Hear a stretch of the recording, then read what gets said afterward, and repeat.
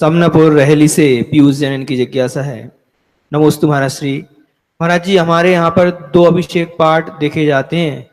कुछ लोग कहते हैं कि मागनंदी प्राचीन काल के आचार्य नहीं है, और जो दूसरा पाठ होता है यही अभिषेक और शांति धारा करना चाहिए। तो महाराज जी कृपया समाधान करें। देखो, मागनंदी महाराज इतिहास की दृष्टि से कुछ भी हो, लेकिन उनके श्लोकों में इतनी निर्दोषता है।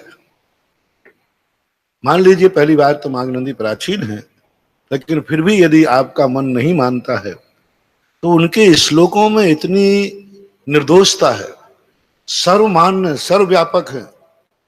क्योंकि जलाभिषेक तो हर व्यक्ति ही मानता है, चाहे पंचामृत करे तो भी जल करना, चाहे जल से करे तो भी जल करना।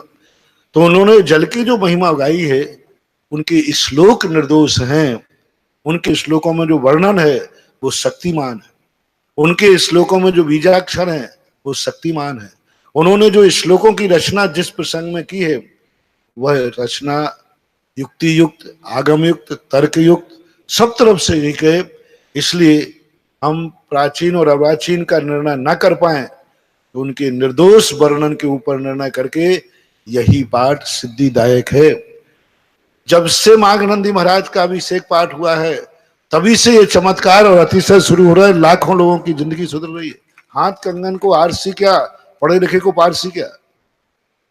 अभिषेक तो हमेशा से होते आए हैं, करते आए हैं, सब तरीके से। लेकिन माघनंदी का जो अभिषेक और शांति धारा जब से शुरू हुई है और जब से मंदिरों में हो रहा है, उनमें ऐसे ऐसे अतिशय हो रहे कि लोग आश्चर्यचकित रह जाते हैं।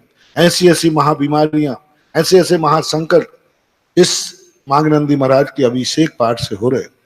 मेरा सारी जनता से कहना है, दुनिया जैनियों से कहना है, माघनंदी महाराज के श्लोकों में बहुत दम है, बहुत ताकत है। उनमें जो बीजाक्षर स्थापित किए हैं, जिस ढंग से उन्होंने श्लोकों का वर्णन किया है, वो पढ़ करके अभिषेक करोगे तभी तुम्हारे लिए लाभ मिलेगा। भगवान के ऊपर जल ढालने से कोई पावन नहीं हो जाता, भगवान के ऊपर जल ढालने से कोई गंधोदक नहीं बन जाता।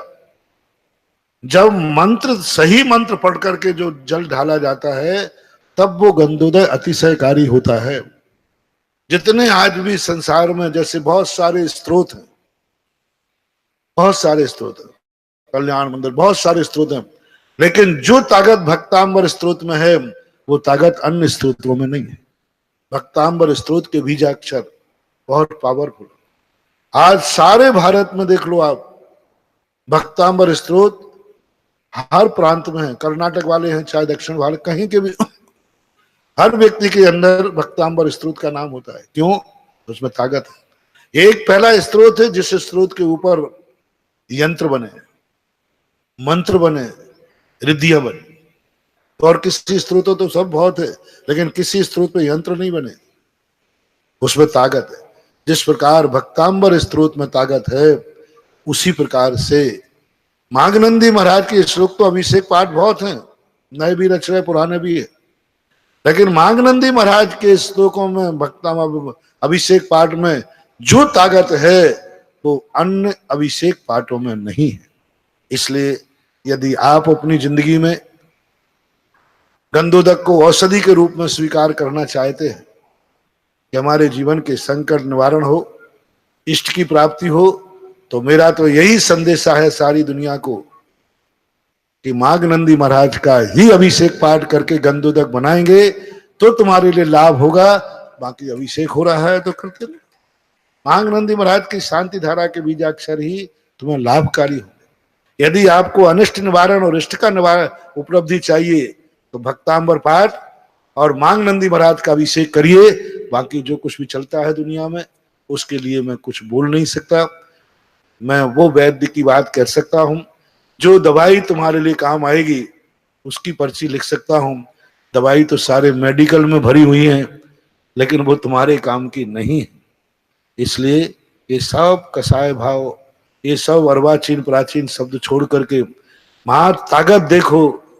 माघनंदी महाराज का जो अभिषेक पाठ है बहुत पावरफुल है, बहुत पावरफुल।